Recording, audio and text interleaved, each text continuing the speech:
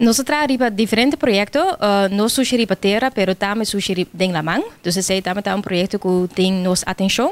Anto nos también tra tocante tópico de pesquería, pero ya, ahora que nos bezig para ya, quatro tipos de proyectos nos parece mais.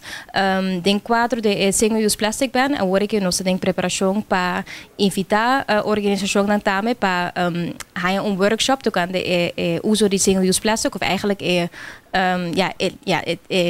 eliminação de single use plastic ding nang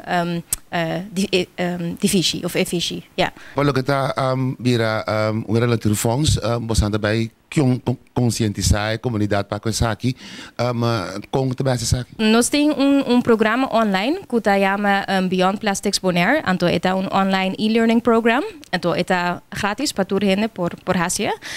Pero nós que criar tique mais awareness entre a organização para eigenlijk trago o platform. Paso, ja, nós podemos toda a informação, pero gente meester hasi algo kune. Dus agora que nós trabalha eigenlijk a distribuição de platform para mais gente hayansa que это existe. Então nós espera que depois mais gente também trabalha kune. Então eigenlijk ja spread the word nos gebieden.